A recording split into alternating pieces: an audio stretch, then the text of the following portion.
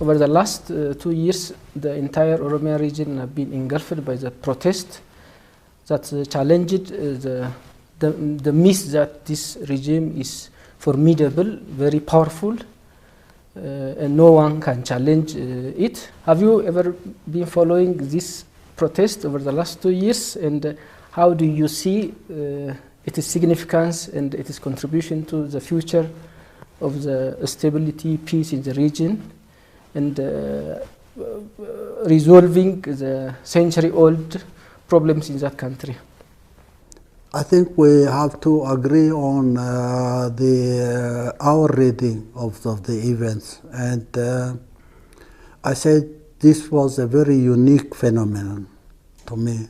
I have seen a number of political events, upheavals here and there, but it was unique. It was unique because it was grassroots based. It was popular.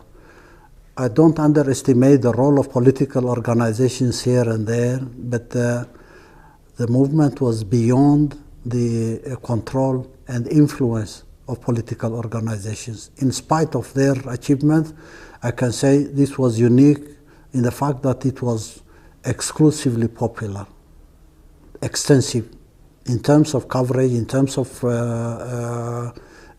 participation of popular. You can never imagine any political leadership organizing a population in such a manner and give an impact. The perception was there. Oh, this is Wayane, this is a powerful, the most powerful regime in the Horn of Africa, in the continent even. It's one of the significant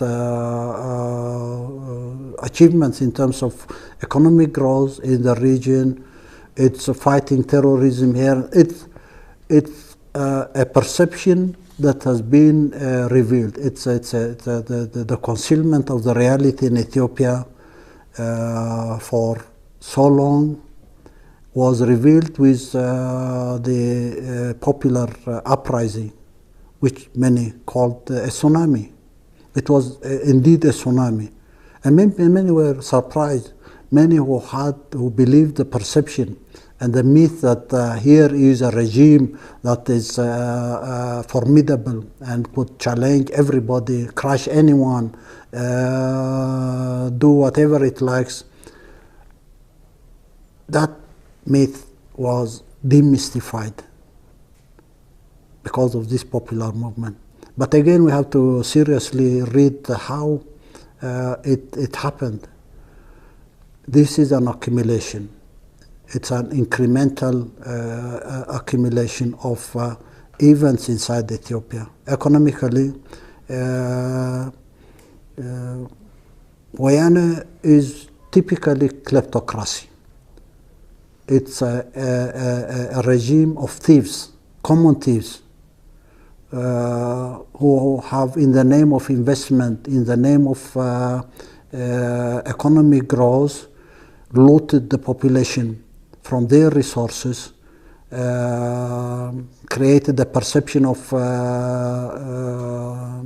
conducive investment environment where they partnered with their looting partners, I call them, and deprived the people of Ethiopia, and particularly the Oromos, of their land, of the opportunity to share the prosperity in the country, build their own infrastructure, their economies, and benefit from their endowment.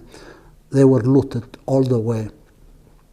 And that accumulation, in spite of pressures, in spite of repression and suppression from the Wayane, the people endured all these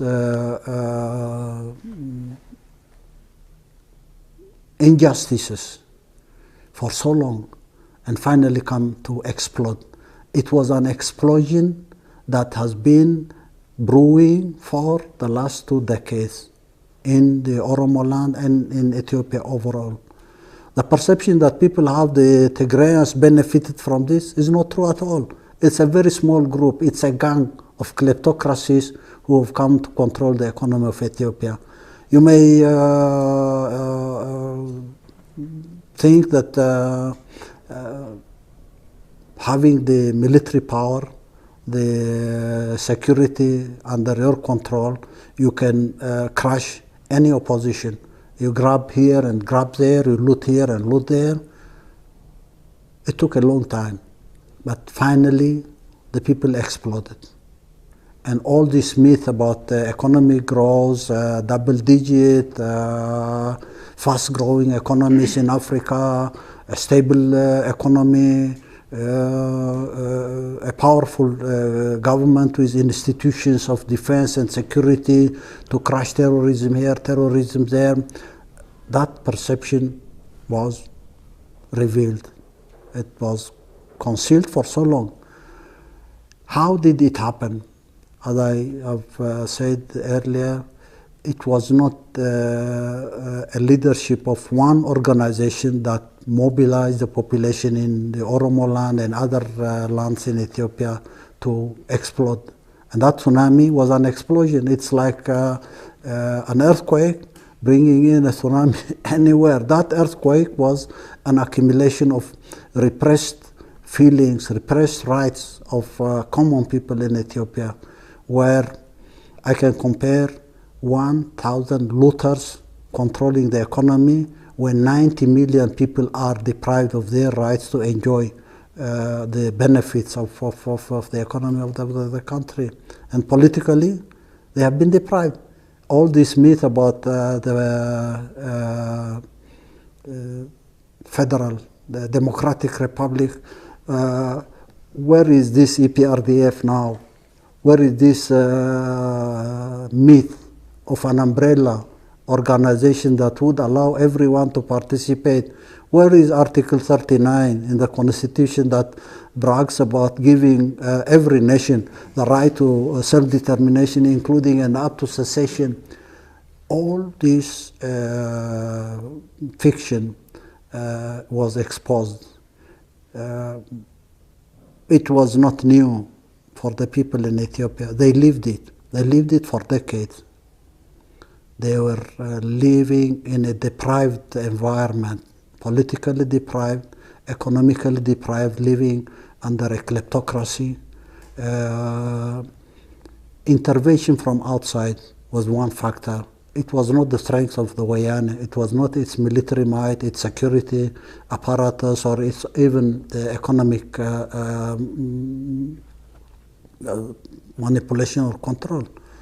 The partners from outside did make the contribution. Why were the people in Ethiopia silenced and how? Was it Wayane alone? Not at all. Wayane was not alone. Wayane had all those who encouraged it to do, the patrons who were there to say, well, you have an image of a regime that was supposed to serve their agenda in the region, was portrayed in a very rosy picture. All these factors who repressed or suppressed the aspirations of the Ethiopian people could not face this explosion or this tsunami. And it came as a surprise to many. Why is it very important for not only the Oromos, the other peoples in the region? Imagine, in spite of repression, in spite of manipulation, in spite of collaboration of external powers, people can achieve their aspirations when they are ready to do it. And that was, I think, a good lesson for everybody in Ethiopia and outside Ethiopia. Not only for the Oromos, but the Amharas, the Tigrayan, the Somalis, and other peoples in Ethiopia. It was an eye-opener, in my opinion. It was a test for the will of the people, the power of the people, who've been repressed for so long, to finally come the last 2 years to see us. Well, now there could be attempts on the part of the Wayane and its collaborators to repress, intimidate, buy probably some here and there, and try to give an impression that everything is under the control. It's a self-deception. It's a self-deception on the part of Wayane and its patrons may try to give an impression, but I say, wait and see. People's power is there all the time. Whatever your advantage, you'll never prevail. Kleptocracies never prevail. Repressive groups never prevail. And that has been history. I mean, it's history of generations. We go back to the early 20th century, the Second World War, after the Second World War, during the Cold War, and now the last 25 years. We have seen what we have seen, and it may take time, but ultimately, people's power prevail. Thank you, Mr. President. TPLF using local resources and internationally donated and actually borrowed money. So they are using this resource to create an image that the image we have been talking all along. So what do you think the necessary steps that people in Ethiopia and the nations in the region should take to reverse this dangerous prospect and stabilize the region? And what, in your opinion, is the role of the Oromo people, the largest in the Horn of Africa, in this prospect? And what are the necessary steps your government is taking and will be taking to address these issues? And what is the long-term and far-reaching involvement Eritrea plan to be part of the fix of the problem which has been there? One thing worth mentioning is the blame of the Wayane on the part of Eritrea. I would say, I would have wished to make my contribution to this tsunami. Unfortunately, I did not do anything at all. This is a popular movement. This is a movement of the people. I would not have refrained from telling the truth. Had I supported the movement, you may have followed the propaganda machine of the Wayane talking about Eritrea providing weapons through Uganda and then coming to the south. And it's amazing how these people have mastered the art of lying, the art of creating deception to undermine these achievements of the tsunami. They wouldn't like to say this is a popular movement, but they love to blame it on someone else from outside, as if the people of the country, the Oromos and others, have not done their share. It's false. But I would argue and say, why did we support the Wayane? Why did we support the Oromo, the OLF? Why did we support the EPRP and the Mason and others? Why did we partner and create that solidarity? It's a commitment. Nothing will change.